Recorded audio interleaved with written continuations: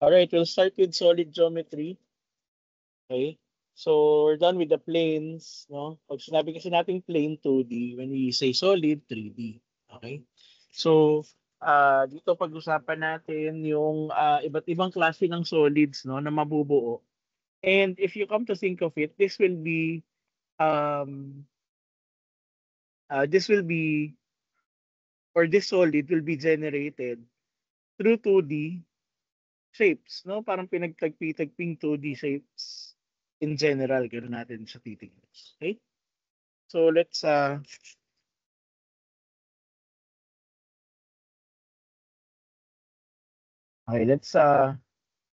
start with the definition. So we have a solid geometry defined as the mensuration of three-dimensional figures which we call solids. So pag sinabi nating mensuration, anything that deals with the measurements, the dimensions, and lahat, pagkuha ng surface area, volume, no? Ito lahat yon. So we'll start with the basic concepts muna before we get into solids, no? So quick lang na review, alam na natin tong mga to, no? So start with the point. Remember, your point is the most basic building block in geometry. So bago ka magkaroon ng line, may point ka muna, no? So walang size ang point, ang alam lang natin location. Okay?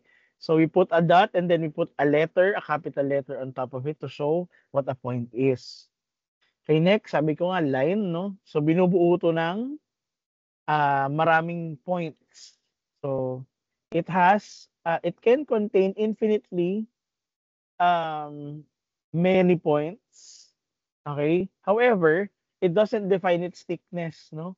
So, kahit ilan pang points yan, hindi ini-specify na, ay, ito, ganito ang thickness nito. Wala. Basta isang diretso sa ah, continuous na points.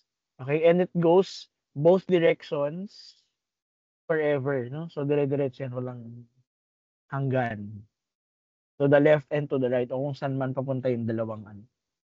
In it extends forever in both directions, opposite directions. Okay? So that is what our line is. In this case, it is line AB or line BA. Okay, that's how we name our line. Okay, punta naman tayo sa plane, no? So a plane has a length and width, but it has no thickness. 2D nga lang siya, no? Sa plane. So it extends infinitely along its length and width. So in this case, this is plane P. Okay? Let's now talk about collinear points. Okay, from the name itself, colline line, collinear. Okay, it's on the same line. So when you have points placed on the same line, we call them collinear. A, B, and C are collinear, but X, Y, and Z are non-collinear points, no? Because they don't all belong to the same line. Next, let's talk about coplanar. If collinear is having those points in the same line, coplanar, okay, having it on the same plane, coplanar. Coplanar, okay?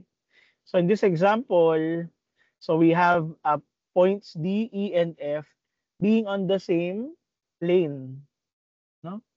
So D, E, and F are coplanar, but D, E, and G, for example, are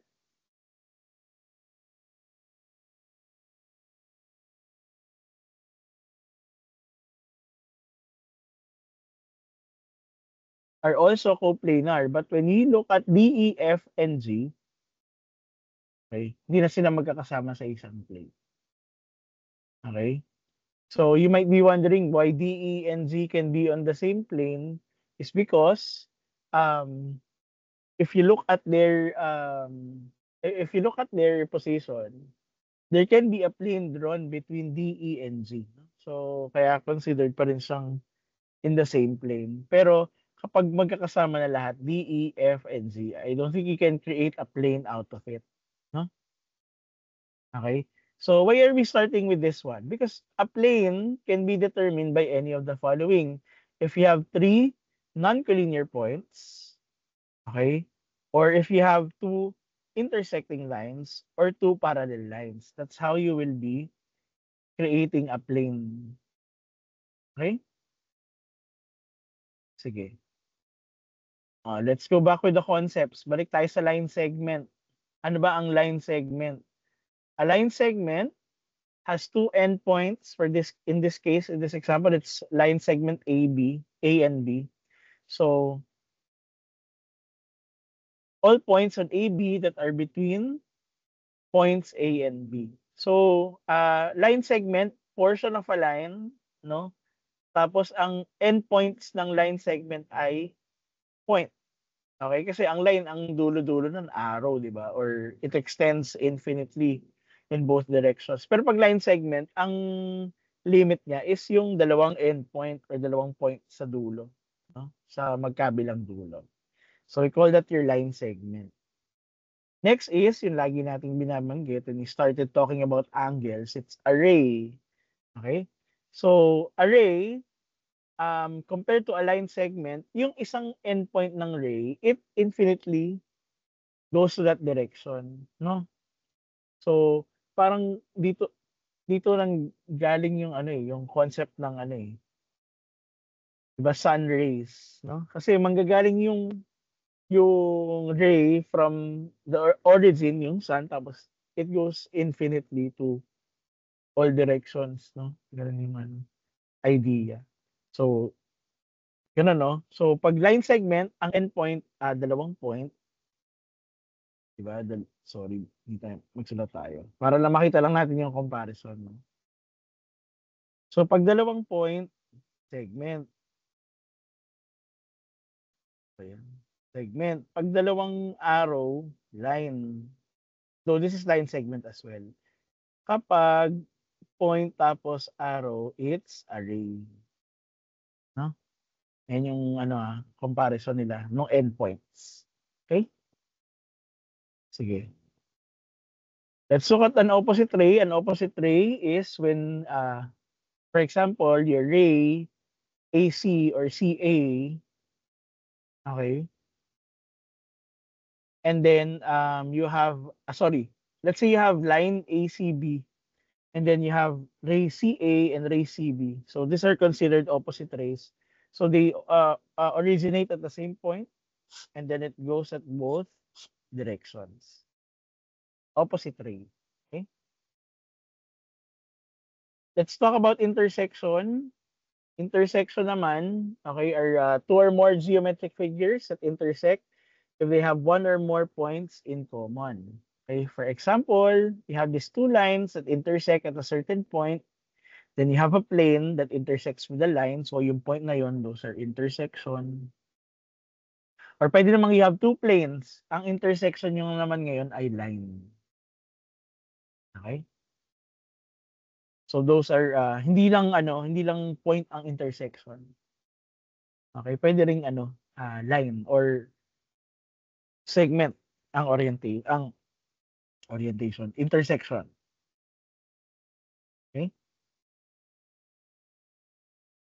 Let's now go talking about intersection. Kapag meron kang dalawang plane na nag-intersect, just like this one, meron kang mabubuong angle in between the planes, no? We call that your dihedral angle. Okay? Your dihedral angle is the angle formed between two intersecting planes.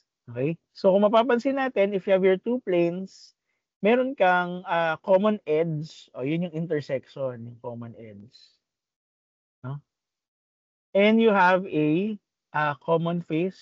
So merong nasa loob yung bumubuo ng dihedral angle, yung faces sa loob.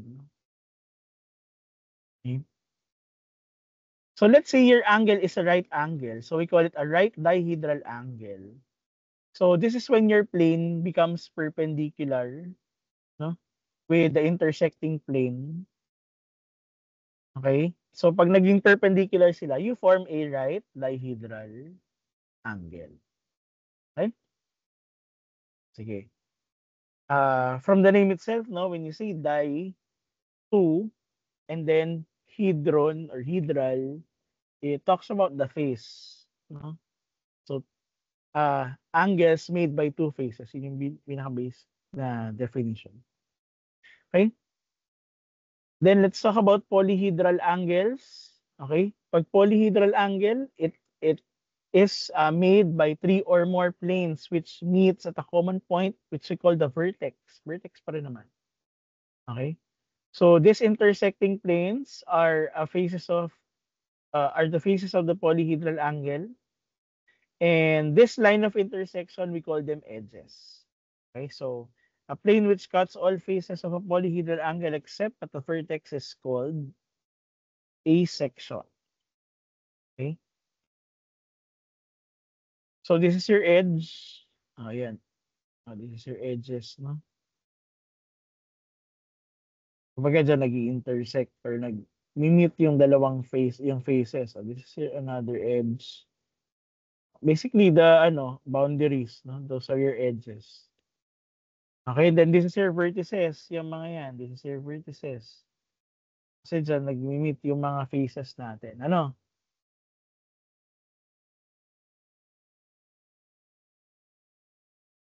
Okay.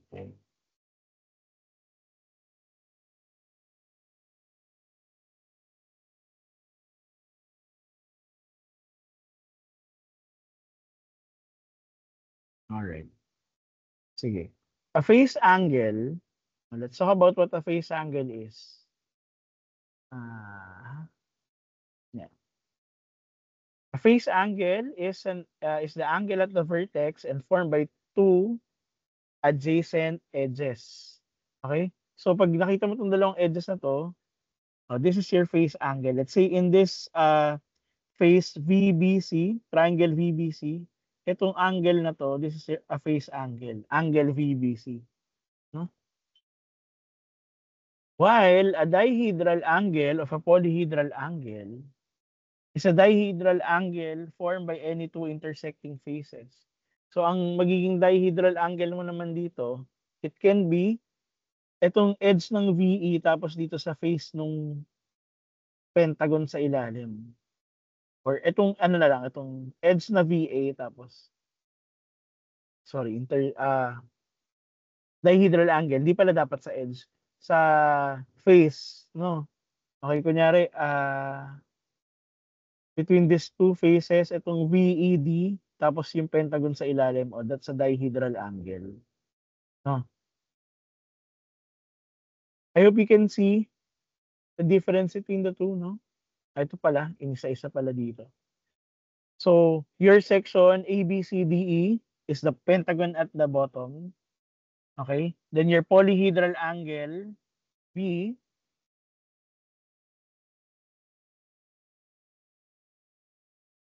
or your polyhedral angle V of ABCD, between V and ABCD.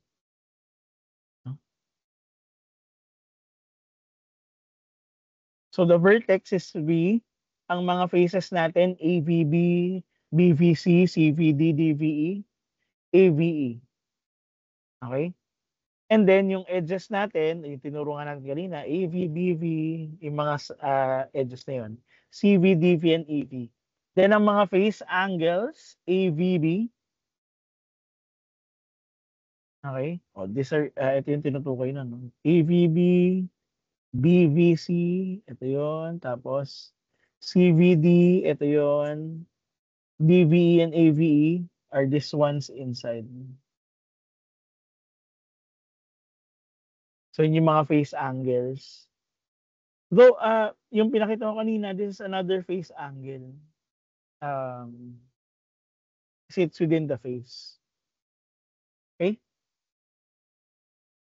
Punta naman tayo ng trihedral. Pag sinabi nating trihedral, it's a polyhedral angle of three faces. Okay? Tetrahedral angle, 4 faces, based on the prefix, no? Pentahedral, 5, and so on. Okay? So a convex polyhedral angle is a polyhedral angle in which any section is a convex polygon. So kung yung section ng polyhedral angle natin is a convex, what is a convex polygon again? If you don't understand what a convex polygon, go back to the polygons video, no, and explain doon what a convex polygon is. Okay? Do you have any questions so far? Okay, just type it in, no? Babalik-balikan natin yung chat box. Let's just mention this. The sum of any two face angles of a trihedral angle is always greater than the third face of an angle. Parang sa triangle, no? Ganun din yung rule natin. The sum of the face angles of any convex polyhedral angle is less than 360. Okay? Something to take note when we are trying to answer some problems. Which leads us to the problems. And let's try to answer. Let's start with the first one. ABCD is a rectangle with AB 8, BC 6, AB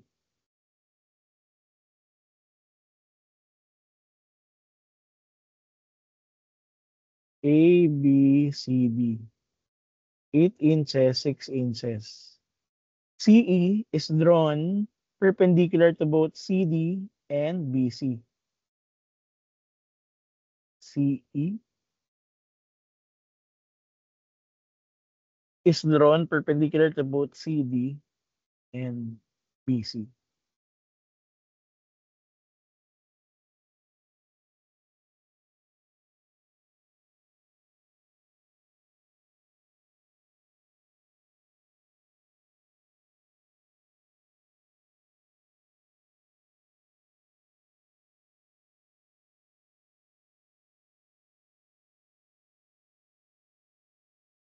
Okay.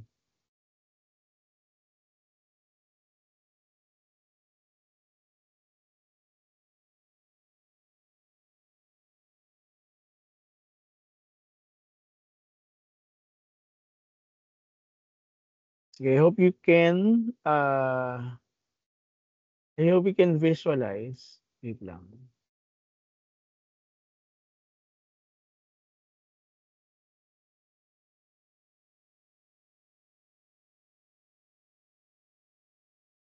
Okay.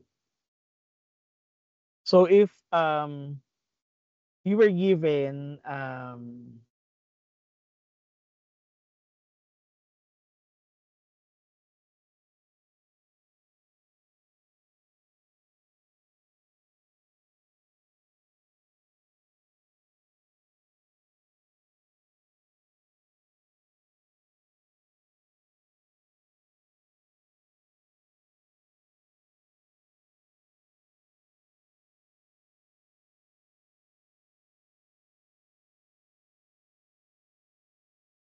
wait, 1 second.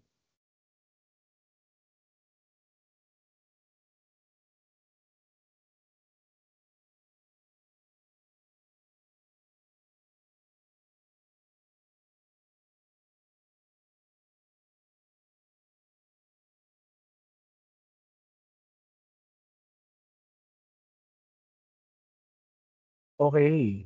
O sige. So dahil nga we're dealing with solids, doon ako pala nalito. Okay. So it's perpendicular to BC and CD. Okay? Sinabi bang perpendicular siya? CE is drawn perpendicular to both CD and BC. Okay? And hindi yung pinakita. Perpendicular lang daw. No? Oh, if AC is 4 pala. Oh.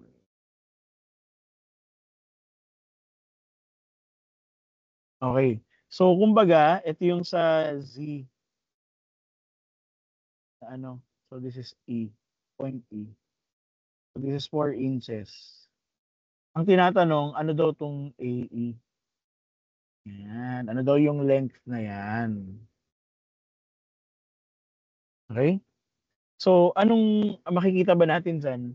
If you look at it, para kang merong, pag kinonek mo yung DE, parang meron kang right triangle. Tama ba?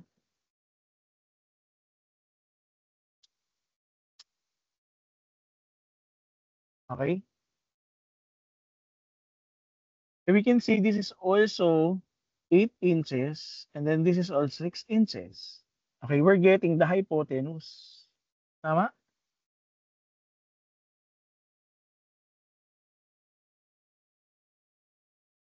Okay? In that case, you can simply, pwede tayo mag-Pythagorean. Ay, hindi pala tayo pwede pa kasi hindi natin alam to, itong DE. Okay, we can get DE using yung triangle naman sa ilalim. Ito, di ba? May 4 ka dito, ito 8. Tapos ito yung ilalim na DE. Tama? We look for DE. And we can say, because it's perpendicular to BC and CD, ano din to? Right triangle, no? So we can get the hypotenuse using Pythagorean theorems, square root of 8 squared minus 8 squared plus 4 squared kasi hypotenuse eh. No? So we get 4 square root of 5. Tapos yun yung gagamitin natin doon sa AE. Tapos 6 yung, ito naman yung kukunin nating triangle. EDA. Okay, which is 6. Ito 4 square root of 5. Ano tong AE? Okay? So that will be square root of 6 squared plus 4 square root of 5 squared. Okay.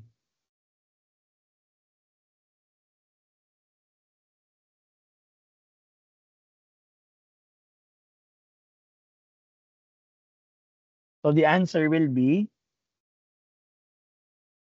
2 square root of 29 inches. Okay, so dalawang Pythagorean theorem lang ginamit. Ano? Okay? Pero better mo siyang ma-visualize if you try to pwede mo siyang i-try na ilagay sa Cartesian as a coordinate plane na XYZ tapos may coordinates. Ganun din naman mangyayari.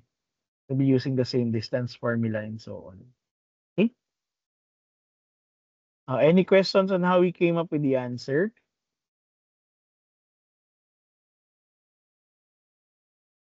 If none, let's go to number 2. The base of an equilateral triangle ABC is 20 centimeters. Gawin lang natin. Equilateral. So, ibig sabihin 20 lahat, no? Okay. And lies in a plane that forms a dihedral angle 30 degrees with another triangle. So, may another triangle daw, tapos 30 degrees.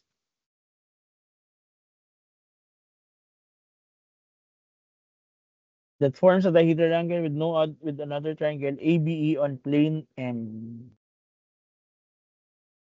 So, ito yung ABC, ito ABE. Find the distance from vertex C to plane M and the length of the projection of each side of the triangle on plane M. Okay. Okay. So dahil 20 centimeters AB, you can say it's 20 centimeters, no? Tapos si plane ABE daw ay nasa plane M. So let's draw a plane here na pasok lang kay AE. This is plane M. Tapos between ABC and plane M, it's 30 degrees. So tinatanong distance ng vertex C to plane M.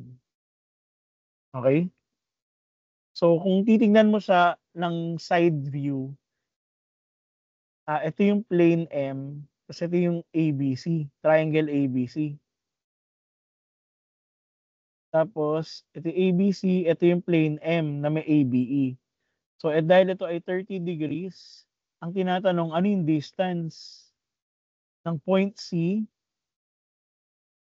or ito line AB lang pala to. Wala na yung C dito. Ito yung C eh. Tapos dito yung E. Oh, you can get the distance by getting the perpendicular. No? Or altitude. Okay? So in that case, dahil alam natin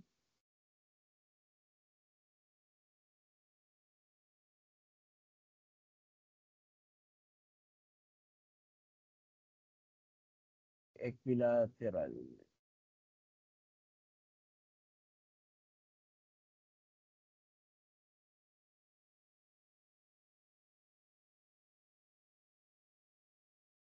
Okay? So, how do we get this? Paano ba natin kukunin yung distance ng plane AB sa point C? 'Di ba? Kunin muna natin, balikan natin yung equilateral triangle, 'di ba? Kung equilateral tas 20 cm ba? Cm, 20 cm, 20 cm. Paano mo kukunin yung altitude? 'Di ba? This will be 60 and this is 30. So, pwede kang if your hypotenuse is 20, this is a two right triangles, pwede mong kunin yung cosine 30 or sine 60. Diba? Opposite ng 60 or adjacent ng 30. So it will be 20 cosine 30, which will be cosine 30 is equal to square root of 3 over 2 times 20. No?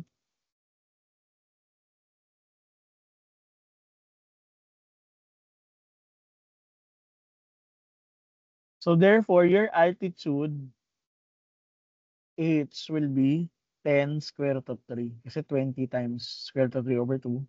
Cancel lang si 2 dito. Tapos dito cancel yung 2, maging 10. E di ito, 10 square root of 3. Tapos ano daw to? Tong distance na to. E di ba this is ano? Pwede ka mag-tangent 30 dito. Though yun din naman yung height pala nito. 10 square root of 3 din dapat ito, no?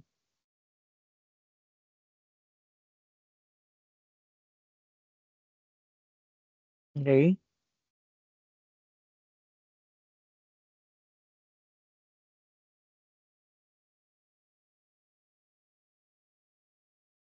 Okay.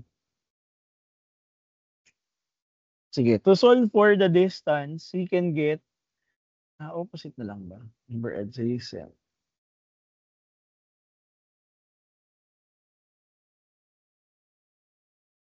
Okay.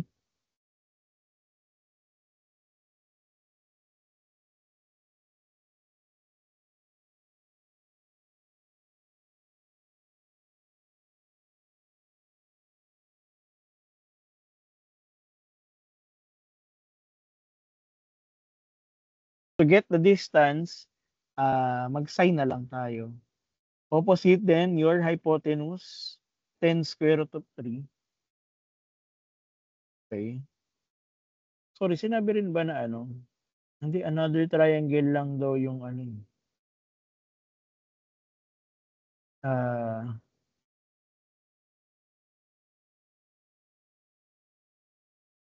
another triangle lang daw yung AB. Ang equilateral is 20. ABC. So, ay sorry. That's A.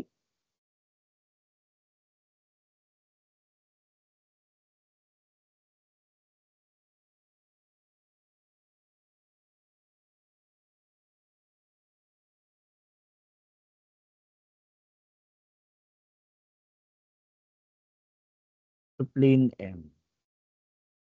Okay. Wait lang. I-specify natin.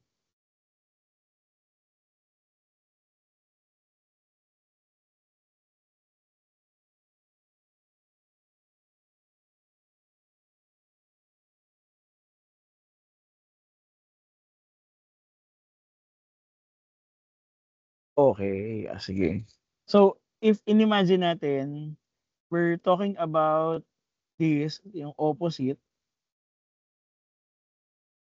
ba? Kasi we're getting, hindi pala dapat ganito, no?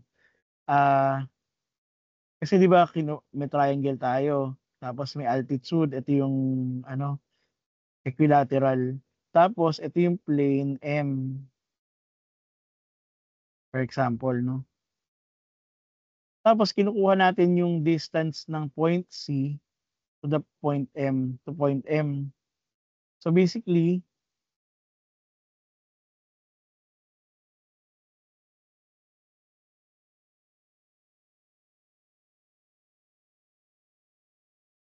ang kukunin natin would be from the plane to the point, ganyan. Tapos, this is your Kasi pag kumukuha tayo ng ano, ng distance from a plane to ano, it will always be perpendicular to the plane. Hindi ka puwedeng mag-perpendicular from the point kasi parang walang basis, 'no? So, perpendicular from the plane, so that will give you, if this is your plane M, tapos perpendicular, this is point C, ito yung altitude, ito yung H, okay? So, dahil ang distance, dito sa, ito ay 30, so to get this distance, you get the sine of 30, tama? So, magiging, sine 30, H sine 30 basically. So, magiging 10 square root of 3 sine 30. This will then give you,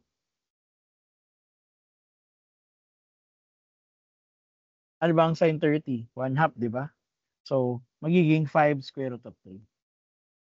This is your answer for your distance. Okay? Skip muna natin yung length of projection to just find the distance for now.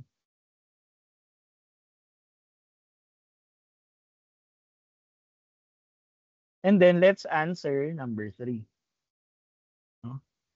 Number 3, possible measures of the third angle of a trihedral angle whose face angles measures 75 and 100. Remember, ang sabi natin, 'di ba? When you get the sum of the when you get the sum of the three face angles, the third one should be, ang sabi natin, the sum of the three should be less than 360. Tama? Okay? But it should be greater than the sum. Okay? So, the sum nung dalawa. So, when you add the two, 75 plus 100, it's 175. No? Okay? So, in that case, um, how are we going to measure it? Ang sabi din natin when we go back, ayun, the sum of the face angles when a convex polyhedral angle is 360. And then the sum of any two face angles is greater, okay, than the third face angle. Okay?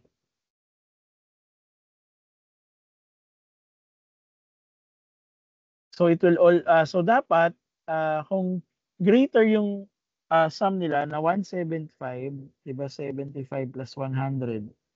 So ibig sabihin, your third angle, sorry, x is your third angle, no? Let's just say x is your third angle. No. So x should be, sabi dito, greater than the third face angle. So it should be greater than 175, but x should also be less than 360. So when you write it down, dapat 175x 360. So these are your possible measures.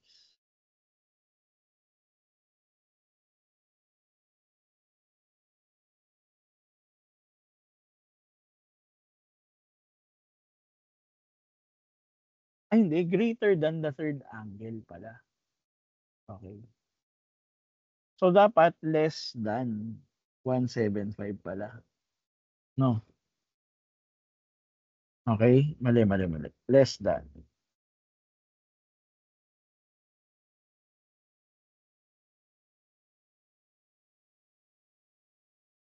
Okay, and then pag pinagsama-sama natin, 75 plus 100 plus x should be less than 360. Okay?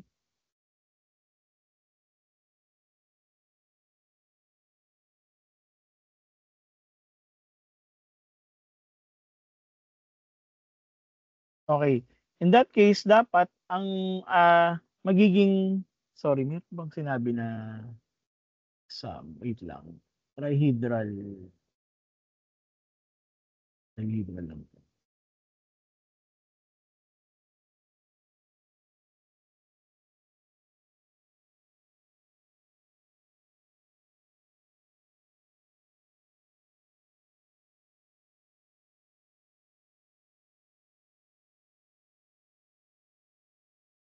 Okay, sige. So in that case, ano ba yung makakapag-satisfy ba dito? So in this case, ano ba yung mga values na puwedeng less than 360 na makakapag-satisfy dito?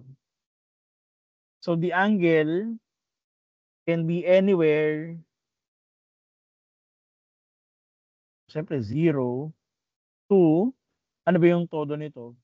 So 360 minus 175, you have 185. So your angles is anywhere between 0 and 185. Yan. This will be your answer. Okay?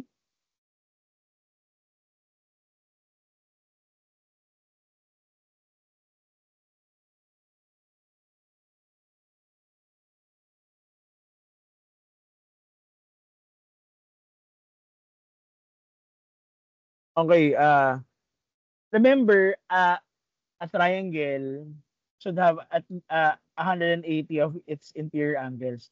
Yun din pala dito. So, ang minimum niya would be 180. So, dapat, for it to be 180, kailangan magsimula sa 5. Sorry, 5 pala dapat to. So, your angle should be between 5 and 185. For the possible measures of your third angle of a trihedral angle, whose face angles has 75 and 100. Okay? Sige. Any questions?